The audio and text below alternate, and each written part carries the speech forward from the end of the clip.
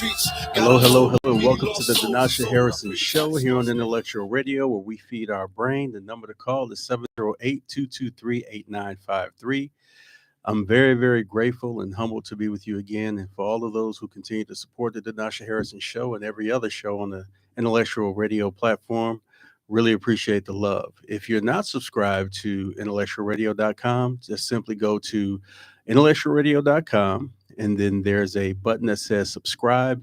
Go ahead and subscribe. And if you want to donate to the show, you can donate to the show as well. There are sponsorship opportunities, not only for my show, but every other show that's on this platform. We're all one big family for one big purpose, to feed your brain, whether it's my show or the shows that come on before me or after me. A lot of good information that's out there available for you. Right now, I want to talk about a couple of things before I introduce my guests. I'm going to talk about what's going on in Chicago. We got the DNC going on, and there's a lot going on with that. For those of you who have been watching it, you have a lot of wonderful speakers who are getting up, speaking about what's to come concerning the candidate for Democrats. And I would just say this: no matter what you feel or no matter what you think, take a look at your household, take a look at your neighborhood, take a look at the candidates, and then make a decision on who you think the best candidate is going to be for you and your cause, your purpose, your reason. But overall, make sure that you register to vote. A lot of people talk about what's going on in their communities, what's going on in the neighborhood, what's going on in the nation, what's going on in the world, but they're not registered to vote. So I believe that if you're going to talk about, change, be about it, starting with your own household, starting with yourself. And if you have people in your household that's too young to vote, they still should be educated on what it means to actually have that vote when they become of age to do so. So again, no matter what your views are, what your opinion is about the candidates, exercise that right to vote, because you not voting is a vote for the other individual. And if you just don't care, if you just don't feel that you have a dog in the fight, so to speak, and that you're going to stay home and vote and not vote, of course, that's your right as well. But I would encourage you to do different. And there's something on the agenda. There's something out there that applies to you, whether it's indirectly or directly. There's something out there that applies to your household. So educate yourself on what's going on with the different candidates that's in the race, the different policies.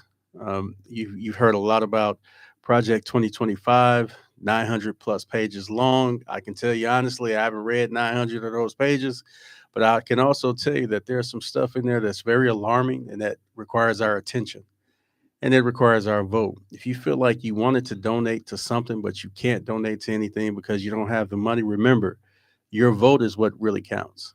People are fighting over money, campaign funds, and things of that nature. At the end of the day, you can look at it as somebody trying to buy your vote. You can look at it as somebody putting value on more votes than others. But at the end of the day, one person, one vote, you do have that. And it doesn't take money to exercise that right to do so. So I just wanted to share that. I'm glad to be back here. I was gone last Wednesday on some travel, so I'm glad that I'm back in the space. Last time I talked to you about running for trustee in Dolton. I'm very happy about my decision.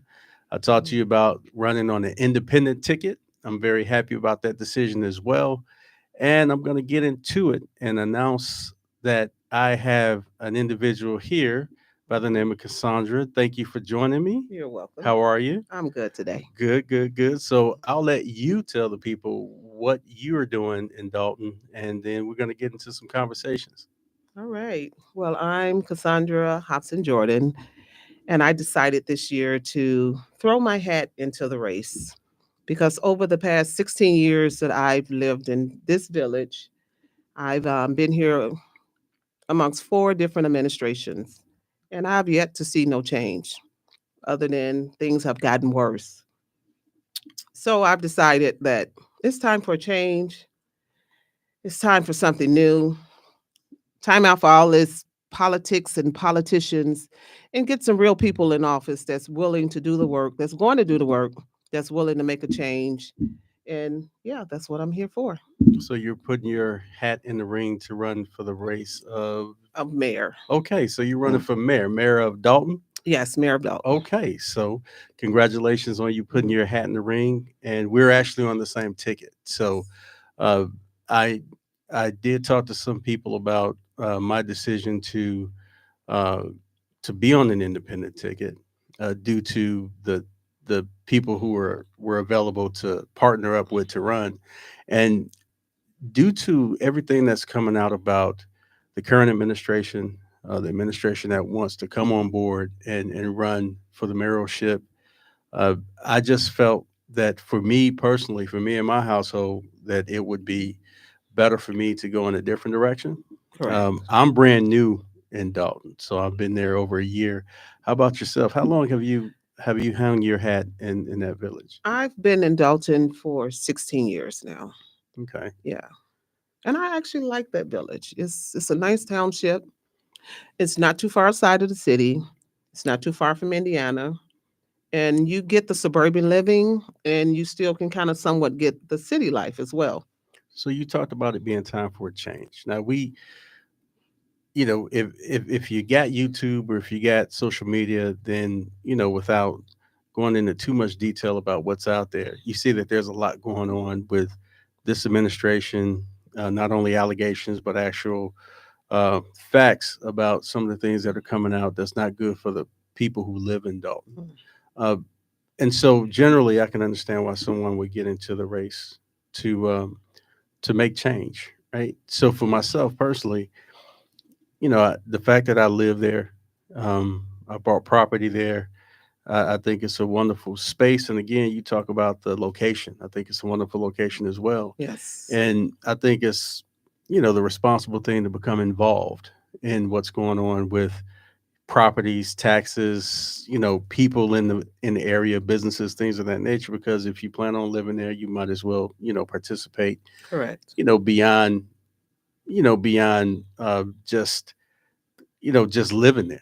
I Correct. think that it's important that people really get involved with, the processes of what's going on with legislation in their areas. So that's me. Why do you feel it's important for you to take on the task of running for mayor in a place that's got so much going on at this time? It's a lot of smoke, right? Yes, a lot Mirrors of going smoke. on. Why do you feel that it's important for you to get involved with politics in Dalton? Well, I feel it's important because when I look over the years of the time I spent there, the time I've lived there, and to get to know a lot of the people, a lot of the neighbors, and things of that nature, a lot of people really do love where they live.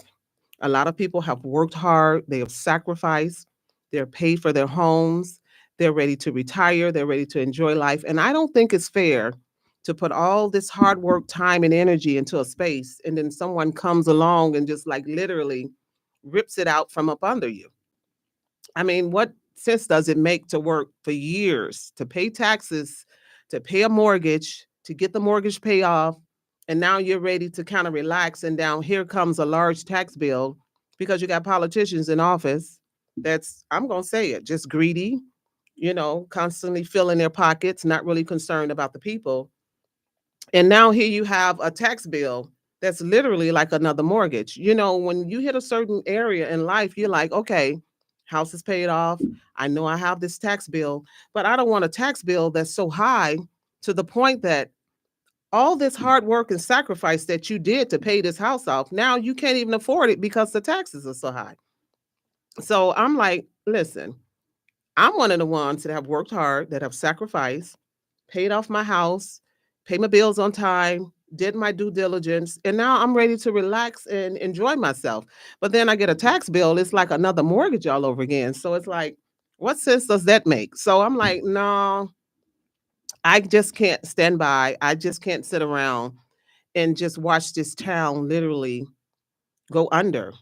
There's days I get in my car and I drive around and I'm looking at the township and I'm like, no attempt, no pun or no Mm-mm. discredit to Harvey, but I'm like, our township is starting to look like Harvey. We're starting to get so many empty houses. A lot of people are running in fear, so they're putting their houses up for sale. And we know the more empty houses it is, the more desolate the land becomes. And I don't want to see that happen because, as I say again, Dalton, it's a beautiful township. It's a nice community. It could be something great. And I just don't feel like people should have to go out to other townships and spend their tax money there. And then yet where you live at is dying. So this is why I threw my head in the race and I'm like, enough of it. So you have about 20, roughly a little bit over 21,000 residents Yeah. in Dalton. And right now, according to the housing department, we have at least 400 homes that are empty.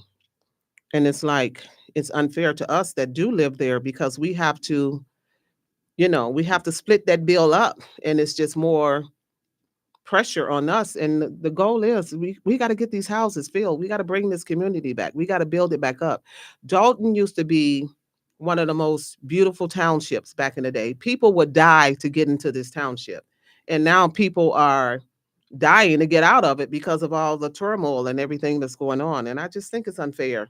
So would you say that the township is a business friendly environment at this time? Did it used to be more business friendly? Well, right now it's not business friendly because the administrations have failed to bring businesses in. And I know for a fact there has been a lot of business owners that wanted to come and open up businesses to help bring the economy back. And for some reason, the administrations, they just seem to it seems like they're fighting hard to keep the businesses out.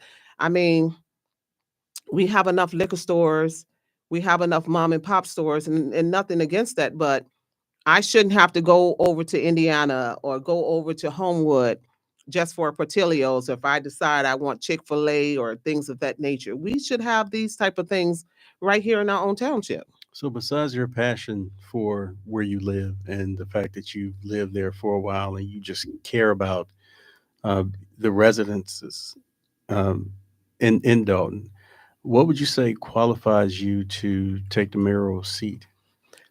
What Are you qualifies me? are you in business doing something else or what? Well, I mean, I have a business. I have businesses, and I've been self-employed since 2000. So clearly, I'm doing something right. I've been able to be self-sustained for 24 years now, and I'm qualified because I truly have a heart for people, and I truly care. It's not about money because if they offer me the position today, I'm like this. You can actually donate the funds back to the village to help us get out of the hole. It's not about the money. I truly care about the people. When I look at my neighbors, people that have raised their kids there, people that have retired, and to see some of them literally living in fear that they might lose their home that they worked so hard for, I have no choice but to throw my head in the race. If I don't fight for them, who will? So that's a great statement. I think that a lot of people are tired.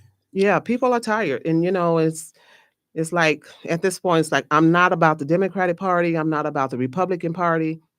We just about getting the job done. So this is why I chose to run on an independent ticket because for years, we vote Democratic or we vote Republican because our parents told us to vote and this is how their parents vote. And I'm learning that people are just getting away from this altogether. They just want somebody in office that's going to truly do the job, truly be concerned about the people. And whereas we all can get a piece of the pie and live in harmony. And that's what the people want. The more I talk to people, they're like, I'm just over this. I'm over all of it. I just want to live in harmony. I want to be able to enjoy life. I want to be able to come home, enjoy my house, enjoy my home, enjoy my neighborhood, live in peace. And that's all I'm asking. And I don't think that's asking for much.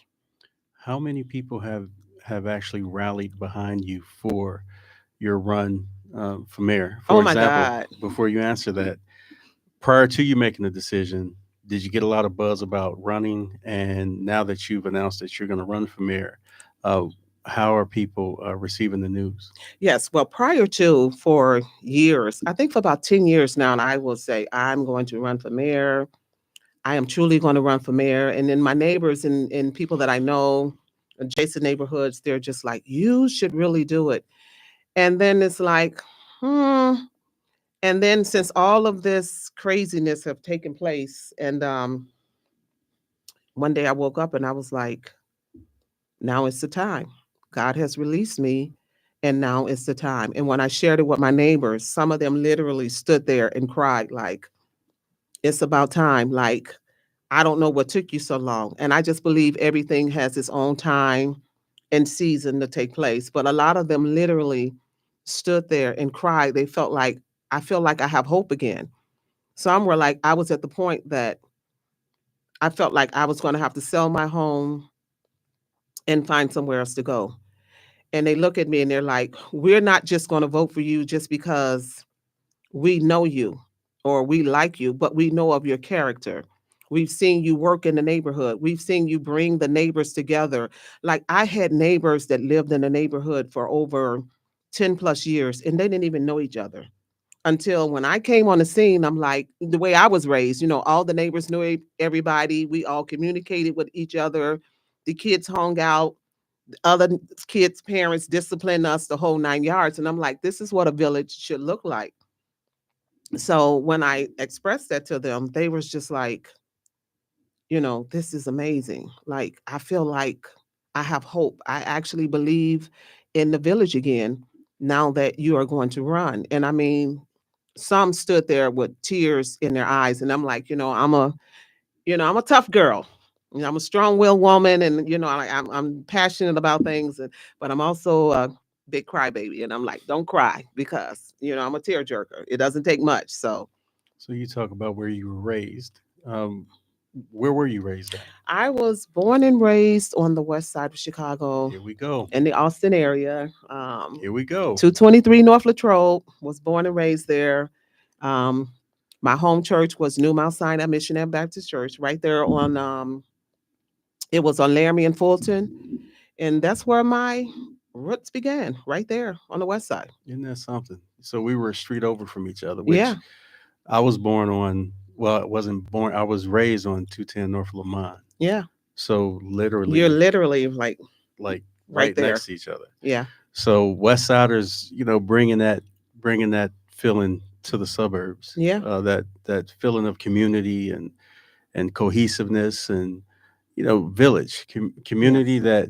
that makes a difference. I know that the people that watched after us, Yes.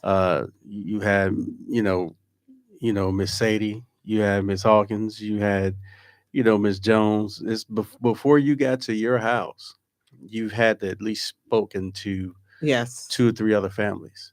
Yes. So you talked about hope. Now, I tried to communicate to some people that it's different from when you're actually watching things on Right. YouTube or when you're actually watching what's going on in Dalton and actually living there. Right. The energy is so different. And it's amazing to me that people are actually or have actually said, you know what can I do to get out of my house because the taxes are getting so high or the chaos is just crazy Right. in this village. And talking to people from the outside looking in, they don't feel like it's really that bad. They look at it as entertainment. Right. And it's funny you said that because I get a phone call today, and she's probably going to kill me if she ever see this. And I get a call from her But just today. don't say her name. Well, yeah. Okay. So she calls me today and she's like, yeah, I'm hearing all this stuff and I don't think it's that bad. I actually think, such and such is, I think she's kind of doing some good stuff or whatever. And I was like, you know what, let me stop you because I get that a lot. And people need to fail and realize and understand we actually live here in this village. It's not that we're watching it on YouTube or it's not that we're watching it on the news or whatever. We're physically living this. And I don't know what you guys are seeing on the news or what you guys are seeing on YouTube, but when you look in the eye of a senior Right. that has worked all their life, and I have to reiterate this, and they have worked hard and they have paid off their homes and they've retired and they want to just kind of enjoy their latter years, but to see the fear on their face that I worked all these years and because of one team of what all the chaos and stuff that's going on, that I might actually lose my home. And who in their 70s, who in their 50s want to have to start all over again? When you hit a certain age in life, it's like now it's time to, go into the second half. It's time to enjoy yourself. you've paid off everything, the kids are grown. Now you want to just enjoy your neighbors and enjoy life, but who wants to have to start over at that age? So when you look at the neighbors and you see the fear in their eyes, and these people are truly fearful, not of the person, not of the person, but of the situation. Because a lot of people, people laugh and they make memes and they make jokes and all that, and it's like, people are actually really living this. You mentioned the fear, and it's just really something how, like you said, I'm just going to caveat off of what you said. Um, People have worked for so long, but they do not feel secure Yeah. in their village. I met a couple that has been in Dalton for 39 years, Yes. and they spoke to me about their concern of how they're being treated by the administration and by the legislators and by, you know, the the people in the village that's supposed to be taking care of the maintenance, that's supposed to be taking care of, the well-being of the community. Right. And they expressed that they've been, here through previous administrations, Yes. and that this one worries them the most because they feel that they're not secure. And I've lived in this township through four. This is the fourth one. And I have never, ever in my life seen nothing like this. I'm like, I just want to go to sleep and wake up the next morning and all of this be over. But it's like every day is something new. It's something new. And it's like at a point like, chill out already. It's enough. You've done enough. You're doing enough.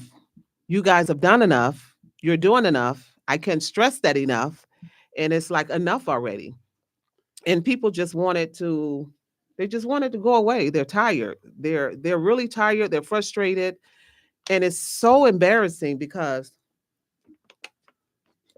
excuse me, it's so embarrassing because when you go out in public and people realize you live in Dalton, you get all these obscene and wild, crazy questions. And you're just like, okay, guys, this is not some type of fairy tale or some Netflix type of movie. These are people, actual lives. They're actually dealing with this stuff.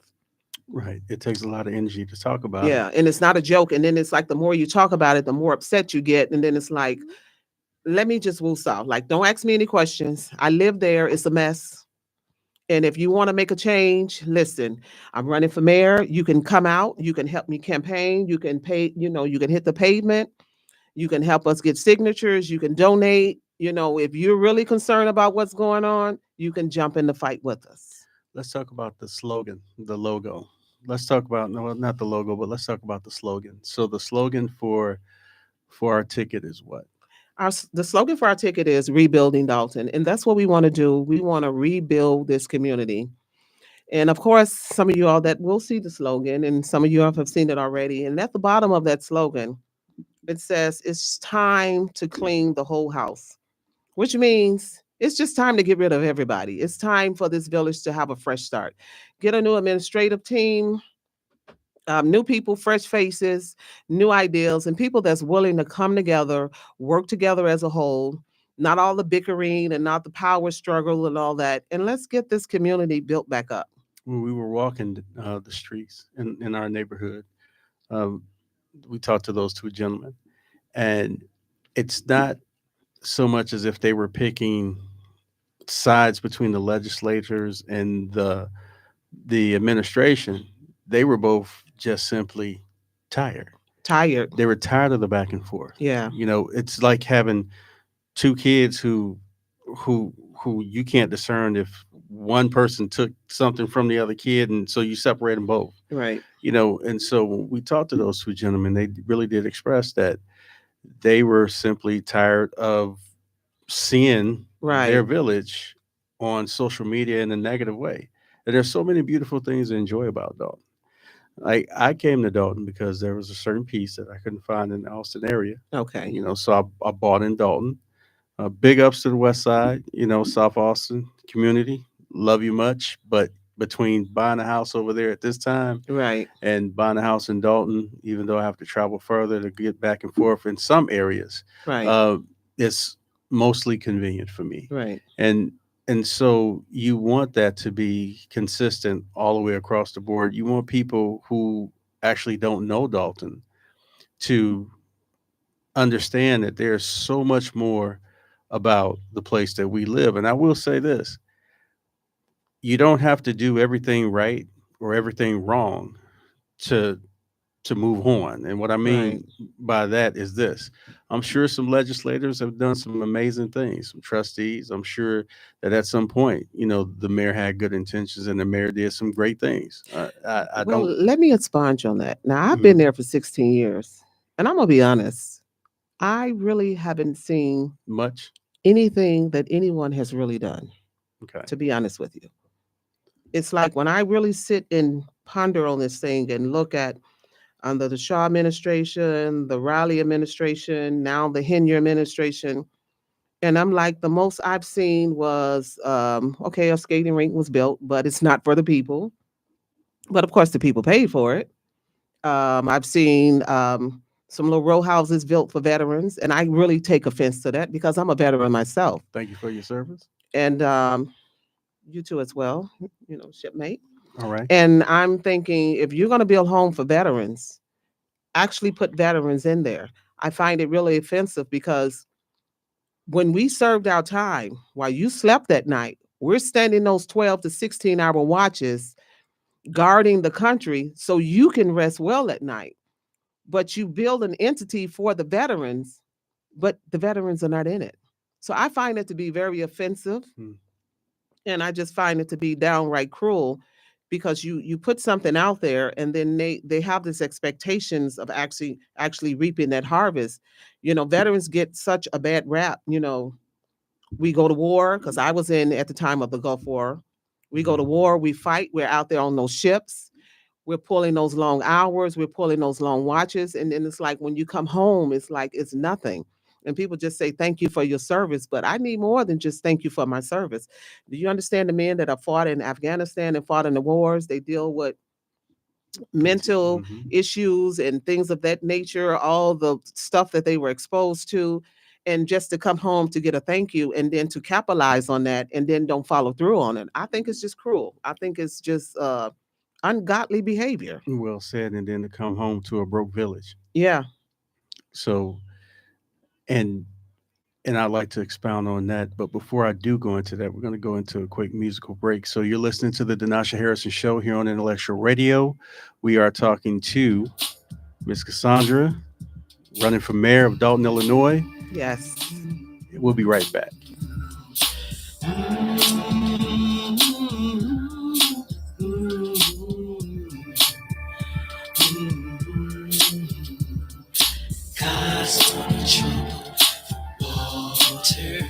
You ain't got enough money to buy my soul. Ain't strong enough to stop me. I'm out of control. This dimension's a meal. I know that I know.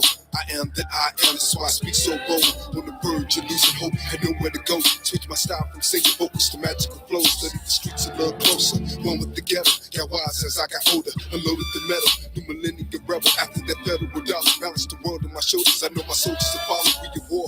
Cause kids still dying in the streets at war. On the block running from the police at war. In the US, this ain't the Middle East at war. With the problems in my own community and the sword. And the only way to fight an enemy, Lord, save my father from this bottom of Hennessy. What more can I give? I'm giving all of me. And for real, it's only getting hotter for me. Harder to see and harder to breathe. And there's only one remedy. I gotta be smarter than my enemies. In the water, wade in the water, children, now wade in the water.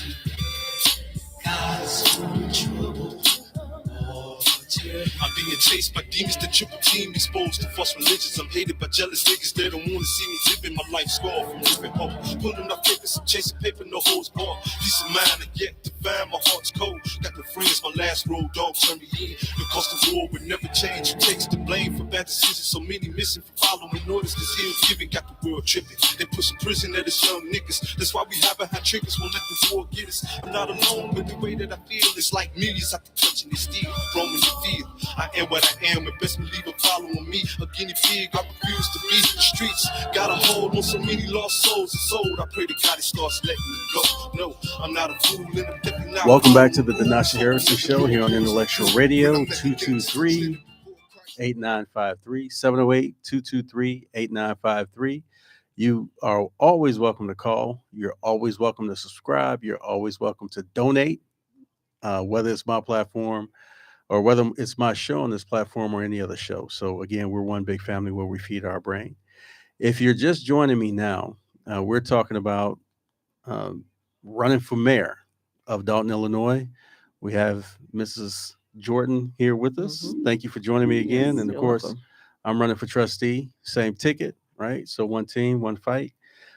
We were talking a little bit about everything concerning what's going on with Dolton and how things are going and how we perceive things to be. But before we go back into that conversation, because we left off on a great point when it came to veterans, Yes. a lot of veterans are dealing with PTSD. A lot of veterans are dealing with financial and social issues that may or may not directly impact them or their families. However, it's still issues that they have to deal with, and to come to a place where you think you are going to get some peace, going to get some type of rest on in your own land. The last thing that you need is a whole bunch of rigmarole concerning Right. the administration that's running the village. Right. Uh, but before we go back into talking about that, I want to step back a little bit because I do want to ask you about different policies, your vision for it. Besides, the place getting cleaned up, I got some ideas. You got some ideas. We talked about those ideas, and I'd like to go a little bit more into that. But before we do, Okay. we mentioned, or you mentioned, that you had several businesses. Can you expound on the type of businesses that you have? Yes. Well, one of the main businesses I've had, so I actually retired from that in 2012. I started out at 10 years old. I was a cosmetologist, and I went on to be a licensed instructor. So I owned salons on the west side of Chicago. I did that for like about 27 years, retired from that, and then I went full-fledged into construction. So I went to South Suburban College. I took up every course I could possibly take up. And I knew I wanted to equip myself. It's a gift, but I wanted to equip myself as far as the knowledge to know how to do everything correctly. And so now I flip houses. So I buy a house, fix it up, sell it, because my goal is to help as many people as possible to become homeowners. I know what it is to rent, and I don't like the ideal of just paying off someone else's mortgage. So my goal is to help as many people as possible to become homeowners. So that's one of the businesses. And then I created another business, Desserts by Cassie. I specializes in vegan desserts Okay. because I do wear a chef hat, and I've worked numerous of events, many of weddings, all types of events, fundraisers, you name it. And how Desserts by Cassie came about is that when you get to the end of the event, the dessert portion always flop. So, a lot of people are going vegan, they're going gluten free, dairy free. So, one day I was at home, and the business came about. I was actually on a fast with my church. We had to fast for 21 days, and we had to be on a vegan diet. Mhm. And so I was like, okay, I like my desserts, but it had to be vegan. So one morning I got up, and I was getting ready to go into prayer, and was getting ready to meditate as well. And the Lord said, just sit. I don't want you to pray. I want you to just sit, and I want you to just meditate, just be quiet, just sit. And as I was sitting and just meditating, the word vegan came in my spirit. And then the Lord just started dropping ingredients in my spirit. And I jumped up. I went in the kitchen, and I just started pulling stuff out, and I start baking. Now, granted, I was not a baker. I cook, but baking is a whole nother Whole level. different, yeah. Like when you're baking, the timing, The measurements. the measurements, everything has to be literally perfect.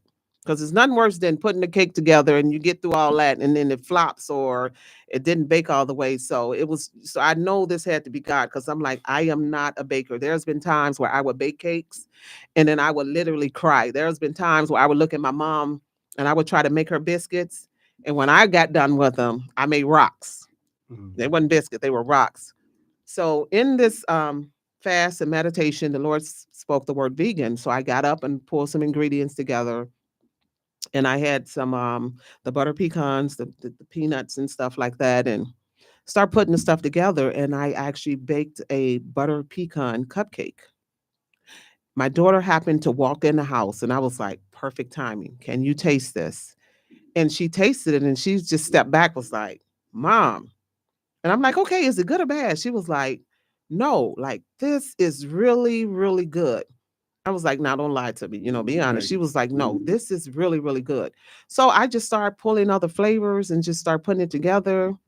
And I would go to different conferences, things with the church, different businesses, and I would just bake all these samples, and I was just handing them out and like, tell me what you think. And I mean, this thing took off like a rocket. People were like, are you serious? This is vegan? And I'm like, this is vegan. And that's how Desserts by Cassie was birthed out. Okay. So it's an online business. And that's one of the things I actually wanted to open up a bakery in Dolton, but filling out the business application and things of that nature, nothing. You didn't hear anything back. And that's one of the things our village doesn't have is a bakery. and I was about to ask you that. Yeah. And so it's online right now. You can go to www.dessertsbycassie and you can order. It's baked fresh. I don't do any of that frozen stuff. Everything is fresh, and your order get delivered right out to you. Wow. Yeah. So you've actually ran into obstacles trying to establish a business in the village? Yeah, I actually filled out the application and everything, and crickets, nothing. I Yeah. didn't even get a call back. I went up to the village to expunge on it. Like, okay, I filled out an application. Who do you talk to? Who do you hear from? Oh, well, we don't know. And it's just been nothing. And I Wow. think it's so sad because you have a whole downtown area that is desolate, and it could be thriving with businesses. Well, yeah, hopefully not for long Yeah. will it be desolate. So, successful businesswoman, God fearing woman, uh, passion for your community, Yes. passion for your neighbors within the community, Yes. and wanting to be a part of the process to legislate properly so that people can take pride again in the place that they live in. Yes, I mean, it's nothing like being able to go to your downtown area of your village and sit and have a cup of coffee or have a coffee shop. I know one of the young men's, I don't know specifically in details, he wanted to open up a cigar shop, and was seeing the process, and then it's like it stopped and just nothing. And I'm like, this would be something beautiful, whereas you don't have to go all the way downtown to get this level of elegance. You can just literally, from where the downtown area is, I can just get on my bike or take a nice little stroll and can sit out at a restaurant, sit out at a nice bistro and enjoy myself.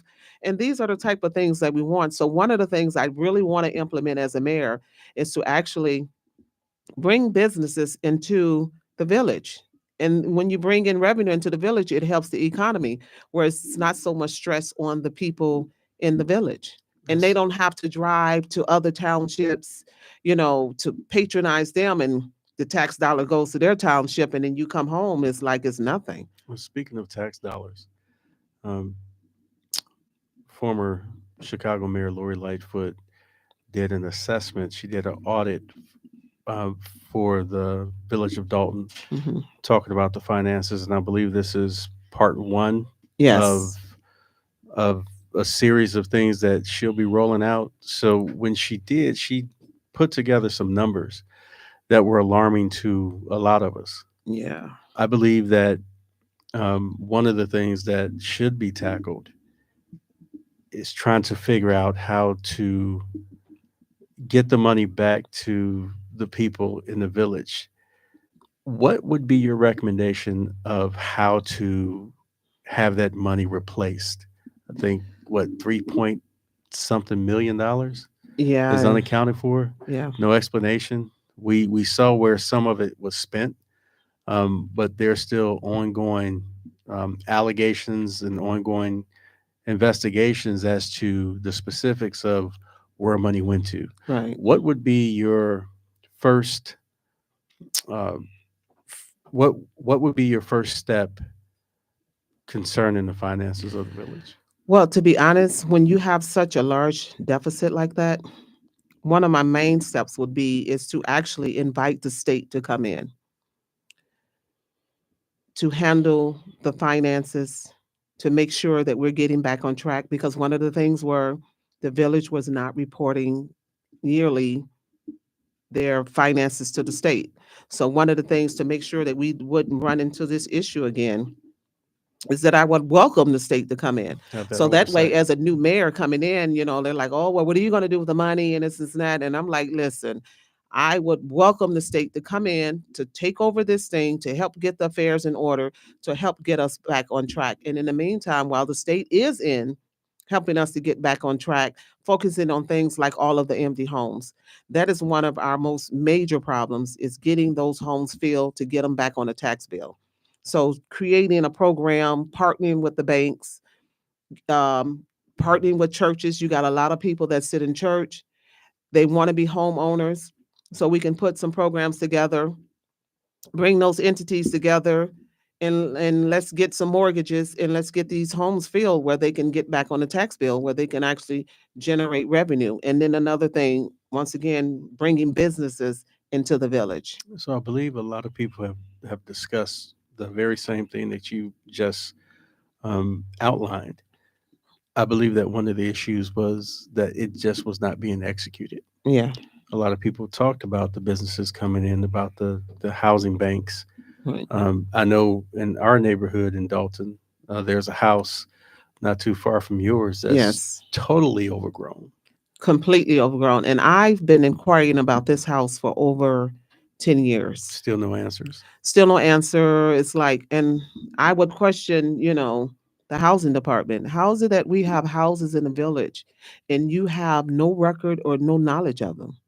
It makes no sense. Like, Do you feel like it's malicious or they're just ignorant to the processes or a combination of both?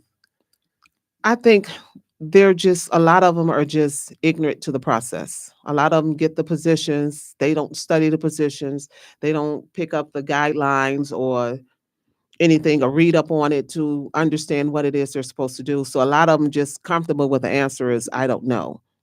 I'm the type when it's something I don't know, we live in a day and a time where we have Google. Come on now, you can pretty much Google whatever it is that you need to know. If I'm ever in a position and there's something that I don't know, this is why you ask. Any question that's unasked is a dumb question. You ask questions, you research, you get the answer so you're better equipped to work the position that you're in. Now, I know everybody, when they get into a position, you're not going to know everything. We're all are forever learning. But to be in a position in something you don't know and then you don't ask a question, that's just crazy to me. And this has been the problem with a lot of the employees in the village. They get hired the position and they don't have a clue as to what they're doing.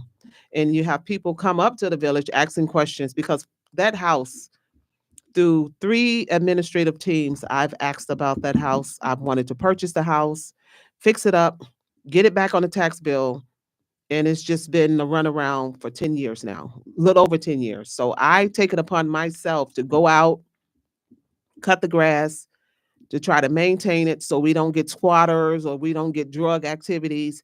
Every empty house on my block, I make it my business to go out to maintain it, cut the grass, because you report stuff like this to the village, you fill out the forms, you go up, you complain, year in, year out, month in, month out, day after day, nothing gets done. Mm. So we have to get people in those positions. And I think training is so important. A lot of these administrative teams, they hire people, they put them in position, but they don't train them. And it's apparent that it's a lack of training. So before you put these people in position, you know, implement training, set up some things. I mean, if it's another township that's over and adjacent to us, and if it's working for them, there's nothing wrong with say, hey, listen, can we let our people sit up under your people for a week or Right. two As a so they can collective. learn the system, so they can gain some knowledge of about the position, so they can be able to function better in the village. As a collective. Absolutely. Yes. So I think that's a great idea. Now we've identified some, blots on Dalton. I know when the news talks about Dalton, they talk about, you'll always see a picture of the downtrodden. You'll Right. see picture of a vagrant that doesn't even live in Dalton, that's just kind of traveling through, but Yes. they try to um, have that as a representation of the village as a whole. Right. Can you talk to the people about what type of people live in Dalton? Yes, I get so angry every time I hear the news say, "Oh, it's a poverty-stricken community."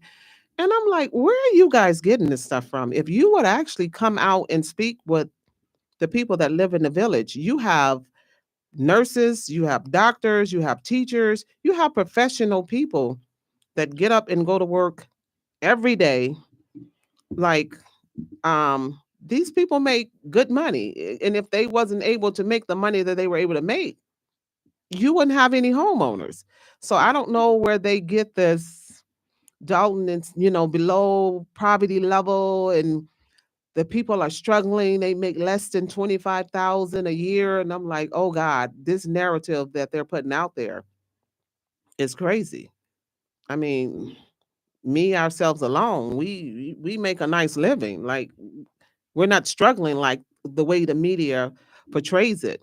Now, yes, granted, we might have, lately we've been getting quite a bit of Section 8 tenants moving in and things of that nature, and a lot of the homeowners have been complaining.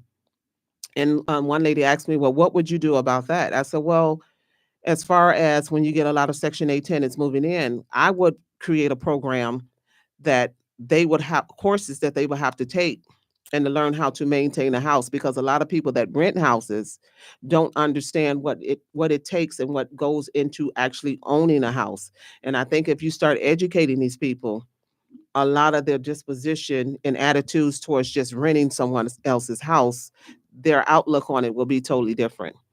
I believe there also has to be opportunities Yeah. available, not only within the village, but you talk about sitting up under, the adjacent villages if they need to learn something about administrative processes, or if they need to, share into something that's working for their village, then we should implement it in our village. And I Yes. believe that the fact that we're under Thornton Township is, I believe, 17 villages Yes. underneath that township.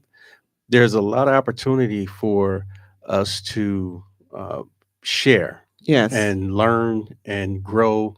And, the resources are there. I think the Yes. people are willing. And if somebody does come in and they take up Section 8 housing, I think that some opportunities should be laid out in front of them, just like it is for those who own homes in the village as Yes. well. Yeah, I strongly believe in creating a course for them to take before you can actually even rent. You need to take a course on home ownership, so we can transition you from Section 8 to actually becoming a homeowner. Because if those people are going to be in a community and constantly renting, you want to take them from renter to home ownership.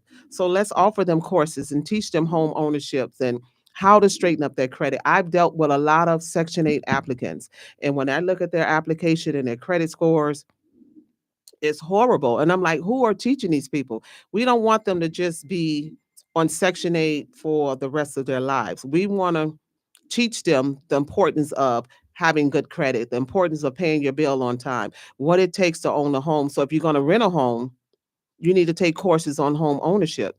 So then we can kind of transition you into home ownership and get you into one of those houses that is vacant and get that house back on the tax market. Yeah, I think that's a great idea. And you also have to involve and hold accountable the banks, Yeah. as well as, the businesses in the area and the people and the those who are a part of the legislative Yes. process, which is why we're sitting here today Right. talking about you getting in that seat.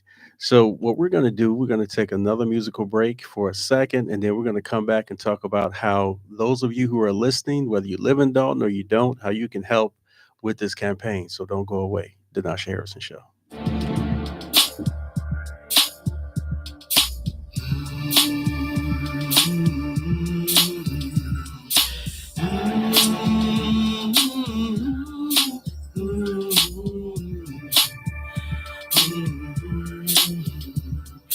God's on the trouble water.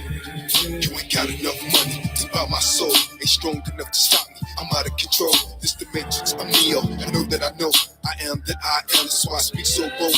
On the verge of losing hope and nowhere to go. Switch my style from singing vocals to magical flows. Study the streets a little closer. One with the ghetto. Got wise as I got older. Unloaded the metal. New millennium rebel. After that federal dollar. Balance the world on my shoulders. I know my soldiers are following we at war. These kids still dying in the streets at war. On the block running from the police at war. With the US, this ain't the Middle East at war. With the problems in my own community and the swore. And the only way to fight an enemy, Lord, save my father from this bottom of Hennessy. What more can I give? I'm giving all of me. And for real, it's only getting hotter for me. Harder to see and harder to breathe. And there's only one remedy. I gotta be smarter than my enemies. In the water, wade in the water, children, now wade in the water. God is in trouble. I'm being chased by demons that triple team, exposed to false religions. I'm hated by jealous niggas that don't want to see me living my life scarred from living public. Welcome back to the Denasha Harrison Show here on Intellectual Radio. Again, 708-223-8953. Please feel free to call in whenever. We're talking to, hopefully, the next mayor of Dolton, Illinois. We're talking to Mrs. Jordan. Thank you for joining me on the show again. You're welcome. So, Thank you for having me. very wonderful topics, very serious topics. It is no joke when you decide to put your hat in the ring to be a part of the solution concerning the legislative process and where you live. I talk about it on the show all the time about getting involved, getting involved, getting involved. And as I listened to some of my shows when I was talking about getting involved, getting involved, getting involved, I started to see the things that were going on in the village. I wanted to ally myself with anybody who was willing to do whatever it took to represent the people. And again, when I hit the landscape, I had no impact, no idea how deep the rabbit hole went in Dolton, Illinois. And again, I've only been there for a little bit over a year, and I'm seeing the same thing that a lot of people have seen. You actually have lived through several administrations, Yes. and so many other people in Dolton have lived through several administrations. So my solution is to continue to try to work with anybody who wants to work for the people. And if you're stealing from the people, you're not working for the people. If you're not being transparent with the people, you're not working for the people. You don't care about the people. You care about yourself. And maybe you care about some of the people, but that's not how you run a village. That's just my opinion, and that's actually my experience. If you are supposed to stand for the people, then you find solutions for the people, and you don't steal from them. Right. We don't steal from our brothers and sisters. We shouldn't steal at all from the people who work so hard to make Dolton and any other place their home. That's just one of the principles that you should not um, betray. And with that, as I've told the people who are close to me, and for those of you who have yet to meet me, I'll support anybody who will support the people, which is why I'm supporting you, because I do believe that you are going to support the people. Since I've known you in this short time, you've supported people that Right. we've had around us. And it's just a blessing, and it's very refreshing. I'll say that again. It's just a blessing, and it's very refreshing to be a part of a process that is going to bring change. And Right. this is what I've said to some of the people as well. Somebody came up to me and asked me, why would you even run? Because you just got here. You're not from here. Why would you even run when the people that are actually sitting in the seat are actually doing the job? And the response that I gave, not to give the whole conversation, Right. but the response that I gave was that if I'm for the people of Dolton and you're for the people of Dolton, then why should it matter who wins or loses when they're running for a race? I don't even really care if I would win this seat if I Right. really felt that the person in the seat was doing the job. Right. And then that person said to me, well, how would you know if the person is doing the job or not if you don't even know the person? I said, well, you look at the record. Right. If the record shows that you're doing better than I could ever do, Right. then I will concede and I will make sure that I support you. Why? Because you're supporting the people. Now, if you're upset because I'm about to run, then are you really for the people? Right. If you're upset that I'm about to throw my hat in the ring for this race, and I'm telling you that I'm for the people of Dolton, and you're saying you're for the people of Dolton, then let's compare. I don't have a record. you do have a record. Right. So if I feel like there's some things that I can do better, guess what? I'm running. Right. So, but at the end of the day, you say you for the people, I'm for the people. So guess what? We all win anyway. Right. And so with that, I've learned very quickly that if you're gonna go ahead and do something, go ahead and get to it. Right. Because you cannot wait for the people that's currently in the seat to Right. assist you with how to legislate when they've dropped the ball on it. Right. So that's how I feel. That's my opinion, and I'm glad that I'm running for trustee on your ticket, Well, I'm glad to and have you. I'm looking forward to winning what's ahead of us, and that's what we're gonna do. And with that, I'd also like to take this time to say thank you for having a conversation. When Yes. I believe we were, I think it was at the meeting first, or was it at the town hall? Was it at the town hall, or was it at the? No, it was at the Lori Lightfoot Okay, so it was at meeting. Yeah. the audit meeting, the Yes. findings meeting, Yes. and so that Monday, I announced my candidacy for running for trustee, and then I believe that Thursday, they started to unravel what was going on with the finances in the village. And I'm looking forward to the next meeting to find out, in more detail, what they have yet to reveal. Right. So I'm looking forward to running on this ticket. I believe it's a strong ticket. I believe that we're going to have the support that we need Yes. to get, to get the win that we need so that we can take care of the people. Right. This is a position that you should humble yourself to be in. Right. This is a position that demands peace so that legislation can go forward. And I believe that you're listening to and you're looking at the right people to do it. So, with that, before we wrap, I would like to ask you to highlight your businesses again. If somebody wants to patronize your business, how do they go about it? Okay. So if you want to patronize the bakery, it's like I said, it's an online bakery. You can go to www.dessertsbycassie.com and you can just stroll on there, place your order. It comes directly to me. I fill it and we get it delivered out to you. It's fresh. You just tell us where you want to deliver, what day, what time. I mean, some people order and say, "Oh, I don't want it until Saturday," or "I want it tomorrow," whenever you want it, and then we deliver it right out to you. So that's the .com. Is there a phone number for it? Oh, yes, you can call 773-956-3231. Once again, that's 773-956-3231, and that's www.dessertsbycassie.com. Okay. Well, I'm looking forward to tasting some of those desserts. And I So, promise you, I'm going to have to pat yourself on the back. on pat that. myself on my back. Mhm. They are out of this world. You will never look at vegan the same way again. And once you have one of my cupcakes or my pound cakes or my banana pudding, my blueberry muffins, banana nut muffins, they're all vegan. You will never want to eat a regular dessert ever again. One Okay. lady said, it's kind of fluffy. It's not as dense. I said, because it's vegan. You don't have all the eggs or the milk and all the heaviness in there. I haven't Mhm. cooked with an egg and a milk in so long. It's mind blowing. Well, I'm looking forward to tasting that because, yeah, that's different. Yeah. So, and so, thank you for sharing that. And before we wrap, how can people who are listening support the campaign? Most importantly. Well, those that are listening, I mean, you can reach out to me on Facebook. My Facebook page is Cassie Jordan. You can reach out that way. You can tag me and we can get you info as to how you can donate. But right now, at this point, it's not even about the money. I just want people to come out with us to pass out flyers, to hit the pavement.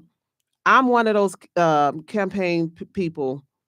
I don't like just sending the people out. I like for you to actually see my face, to actually shake my hand, to actually talk with me, because that's just been the problem with a lot of politicians. You only see them on Sunday, they show up at church, they want your vote, you never see them again. And that's one of the things I'm going to implement when I do get in office. For every trustee, I noticed the village of Dolton, the police department has it divided up into 4 zones. So each trustee will be responsible for one of those zones, and at least twice out of the month, instead of they coming to have tea with you, you get to go out and hit the pavement and knock on those doors and talk to those residents and see how they're doing and to write down their complaints, and then that way you can bring it back to the meetings and we can sit down and have a discussion. Some round tables. It's no more of just, making it comfortable for you where the people come out to the township or come to the meetings to meet you. How about the people actually see the faces of the politicians? Well, I like that idea. The other ideas that we discussed, and there's more ideas that we will discuss. Yes. And guess what? We're going to have you come back so that we can continue to talk about how we're moving forward and how we're going to clean the whole house concerning Dolton, Illinois. Yes, it's time to literally clean the whole house. The whole house. Yes. So thank you for joining me on the Denasha Harrison Show. All right, I really appreciate it. Absolutely. So you have been listening to the next mayor of Dolton, Illinois on the Denasha Harrison Show. So if the levee don't break and the creek don't rise, we will see you next time here on Intellectual Radio, Denasha Harrison Show. Thank you for joining me. Thank you for having me.